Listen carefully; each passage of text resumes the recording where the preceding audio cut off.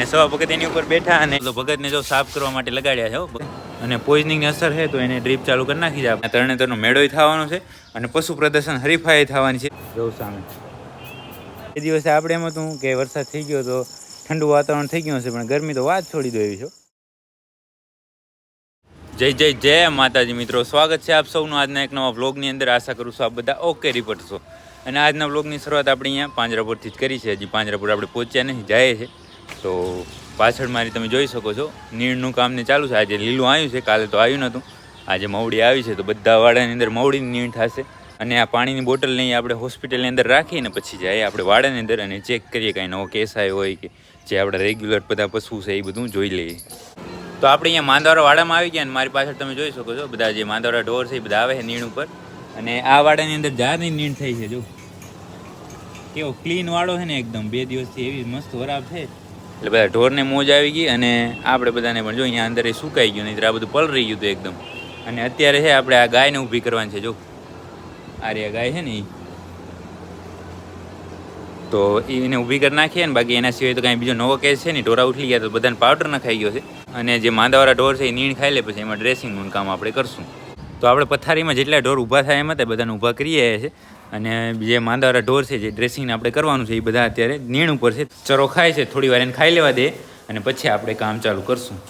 આપણે માંદાવાળા વાડામાંથી રાઉન્ડ મારીને આવ્યા ને અહીંયા હોસ્પિટલની અંદર, ત્યારે આપણે અહીંયા ગ્લુકોઝ ઉપર નજર ગઈ તો મને એમ થયું કે આ 2-3 દિવસથી વરસાદ જેવો માહોલ હતો તો ઘણા ઢોર છે પાણી ઓછું પીધું હશે, એવું હશે. તો આજે બધા વાડાની અંદર આપણે એ નાખી દઈએ તો થોડું ઘણું પાણી પી લઈને તો ડિહાઇડ્રેશન કે એવું કોઈ પણ ઢોરને ન થાય. તો આપણે એ કામ અત્યારે કરવાનું છે. જે અહીંયા ગ્લુકોઝ આપણો પડ્યો છે એ બધો ગ્લુકોઝ આજ બધા વાડાની અંદર નાખી દેવાનો છે. તો બીજા એક ભાઈ ટ્રેક્ટર લેવા ગયા છે, લઈને આવે પછી આપણે એ કામ ચાલુ કરીએ. તો તમે જોઈ શકો ટ્રેક્ટર આવી ગયું છે અને સવા ભગત એની ઉપર બેઠા અને ટ્રેક્ટર જાય છે. બધા વાડાની અંદર જશે અને બધા વાડાની અંદર આપણે ગ્લુકોઝ નાખશું. જો કેમ ઉપાય સિસ્ટમથી જ કામ થયો આપણે અહીંયા કંઈ જેમ તેમ નહીં. બધું જો જાય છે ને. અહીંયા લુલા લંગડાના વાડામાં આવ્યા, ત્યાંથી ભેંસોમાં જશું, ત્યાંથી ઓળખીઓમાં જ્યાં જ્યાં છે એ જે કોઈ પણ વાડાની અંદર હવાડા છે એ બધાની અંદર આપણે નાખશું. તો આપણે અહીંયા ભેંસાના વાડામાં આવી ગયા હતા. જો અત્યારે ભેંસું બધી પાછળ જ્યાં હોય ને માંદવાળા વાડાની પાછળ ત્યાં પૂરેલી છે ને. અહીંયા એને નીણ ને બધું થઈ ગયું છે. અહીંયા જો દયાલભાઈ આપણી સાથે જોડાઈ ગયા છે અને આ એનો હવાડો છે. એમાં જો આપણે ગ્લુકોઝ નાખી દીધો અને પાણી ચાલુ કરી નાખ્યું છે. હમણાં છે એ કમ્પ્લીટ ઓગળી જશે, મતલબ ડાયલ્યુટ થઈ જશે પાણીની અંદર અને આખો વાડો ભરાઈ જશે. પછી બંધ કરી નાખશું. ને જે ટ્રેક્ટર હતું એ બીજા વાડાની અંદર ગયું છે, ત્યાં બધા જે વાડા કવર કરી લેવાના છે. બધામાં ગ્લુકોઝ નાખી દેવાનો.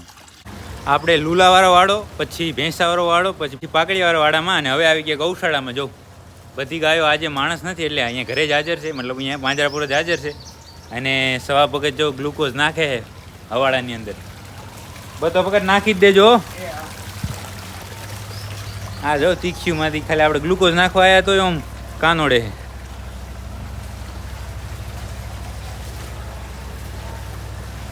હવાડો કેમ ક્લીન હે ને એકદમ. તો આ ગૌશાળાની અંદર ગ્લુકોઝ નાખીએ આપણે ને પછી જાશું માંદાવાડામાં. જે અત્યારે પૂરેલા છે એમાંની, જો અહીંયા સામે દેખાય એમાંની, જે બપોર પછી પૂરા છે ને એ બાજુના વાડામાં જ નાખશું અને પછી જાશું ડીપામાં. ગૌશાળાની અંદર આપણે ગ્લુકોઝ નાખીને અહીંયા આવી ગયા માંદાવાળા વાડામાં. તો આ અવાડો છે થોડો ગંદો હતો તો ભગતને જો સાફ કરવા માટે લગાડ્યા છે. ભગત કેમ બરાબર હાલે ને કામ? કમ્પ્લીટ ને? વ્યવસ્થિત સાફ કરીને પછી આપણે એની અંદર ગ્લુકોઝ નાખશું. તો ગ્લુકોઝ નાખવાનું કામ આપણે ઓકે કરીને પછી માંદાવાળા વાડામાં આવી ગયા હતા. અને માંદાવાળા વાડામાં આવીને આપણે ડ્રેસિંગનું કામ બધું ઓકે કરી નાખ્યું. એક જે પગમાં રાંધવાળો આંખો રહ્યો ને, આ જો બંને આંખા અહીંયા આજુબાજુમાં જ છે. જો અહીંયા દેખાય એ એકને શિંગડામાં હતું એને આપણે સ્પ્રે નાખી દીધો અને રાંધવાળાને સ્પ્રે નાખી દીધો. તો બાકી બધું કામ ઓકે થઈ ગયું, કાંઈ કામ રહેતું નથી. હવે કચરાની ડોલે ભરાઈ ગઈ છે તો ભગત નાખવા જાય છે. અને હા તો એ બપોર પછી. અને બાકી બધું જે એક ડીપો રહ્યો ને એમાં આપણે ગ્લુકોઝ નાખવાનું કામ રહી ગયું હતું, કારણ કે હવાડો ખરાબ હતો. તો એ અત્યારે ધોવાઈ ગયો છે, પણ હવે અત્યારે બધાએ પાણી પી લીધું હશે એટલે બપોર પછી એમાં ગ્લુકોઝ નાખી દેશું. અને હવે આપણે જઈએ છીએ હોસ્પિટલની અંદર અને ત્યાં કને બેસું. જો કાંઈ નવો કેસ આવે તમને બતાવીએ. આપણે હોસ્પિટલની અંદર બેઠા હતા ત્યાં અહીંયા તમે જોઈ શકો છો આ એક વાછડો આવ્યો છે ગામની અંદરથી અને પોઈઝનિંગની અસર છે તો એને ડ્રીપ ચાલુ કરી નાખી છે આપણે. જો આ હમણાં જ આવ્યો છે અને એની ટ્રીટમેન્ટ ચાલુ કરી નાખી. હવે એની ટ્રીટમેન્ટ કરીને પછી વાત કરીએ. તો પાંજરાપોળ એક વાછડાની આપણે દવા કરતા હતા, એને ઓકે દવા કરી અને પછી આવી ગયા હતા ઘરે જમવા માટે. અને આપણી ગૌશાળાએ આજે કંઈ જવાની જરૂર નથી, કારણ કે હર્ષદ આવી ગયો છે તો હવે ઓછું જવું પડે, બધું કામ એ કરી નાખે. એટલે હવે સીધા આવી ગયા હતા ઘરે આવી જમી લીધા છે.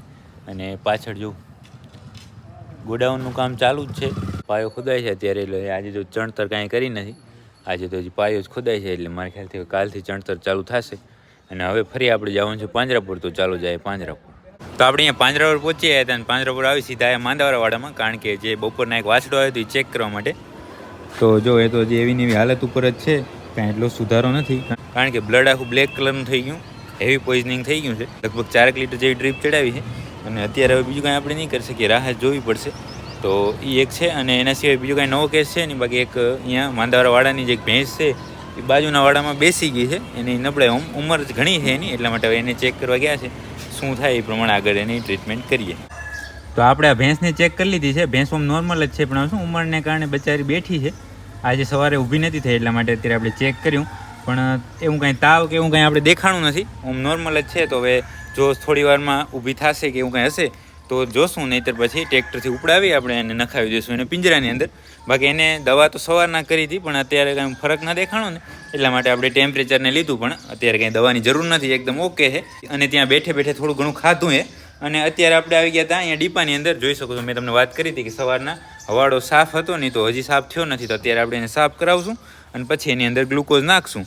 અને ઘણા બધા પશુપાલક મિત્રો જેની રાહ જોઈ રહ્યા છે, એ ન્યૂઝ અપડેટ આવી ગઈ છે તરણેતર મેળાવી છે, કે એ કન્ફર્મ થઈ ગયું છે કે તરણેતર મેળો થવાનો છે. અને એમાં પણ પશુ પ્રદર્શન હરીફાઈ થવાની છે.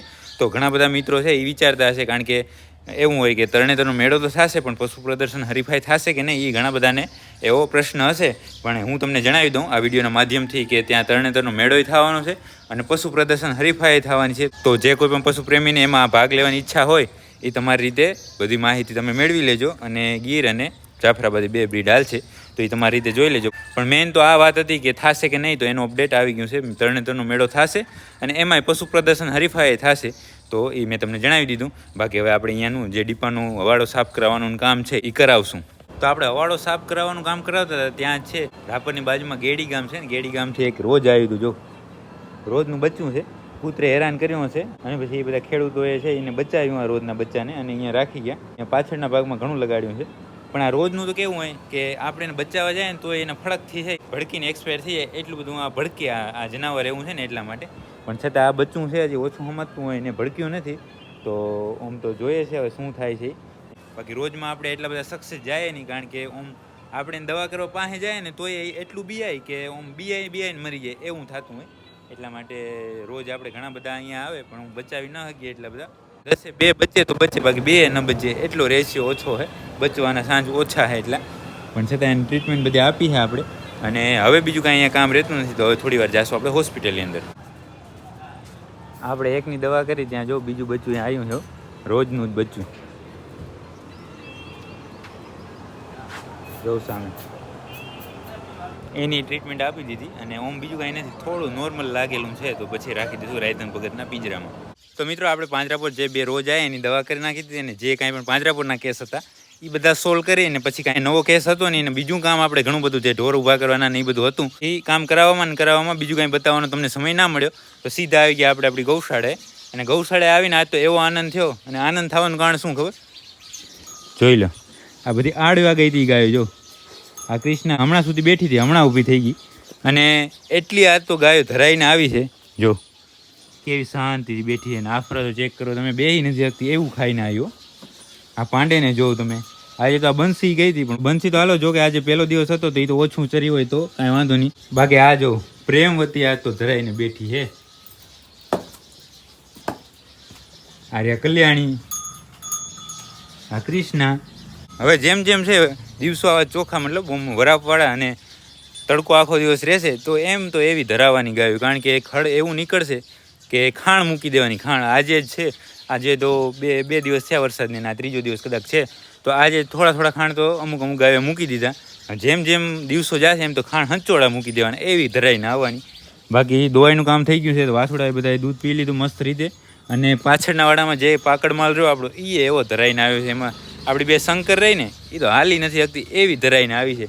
એટલે એ જોઈને મોજ આવી ગયા આપણે કે ના હવે ગાયુંને 2-4 મહિના ટૂંકા થશે આપણા. બાકી ગૌશાળાએ હવે બીજું બધું કામ ઓકે થઈ ગયું છે. આપણું દવાઈનું થઈ ગયું. હવે વાત રહી હવે નીણની. રોજ આપણે જે નીણ લેવા જાય મવડી, એ આજે લેવા જવાની છે. પણ આજે મવડી થોડી વધારે વટાઈ ગઈ છે, તો છકડી લેવા હર્ષદ ગયો છે. દૂધ ભરાવતો આવે ને છકડી લેતો આવે, તો છકડી ભરી આવી આપણે. અને પછી જેટલી થોડી ઘણી ભૂખી હોય ને એ એને ધરાવીએ આપણે.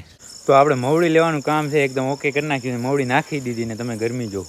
હા હા હા હા. તો 2 દિવસે આપણે એમ હતું કે વરસાદ થઈ ગયો તો ઠંડુ વાતાવરણ થઈ ગયું હશે, પણ ગરમી તો વાત છોડી દો એવી છો. અત્યારે એકદમ પરસેવે રેપઝેપ થઈ ગયા છે.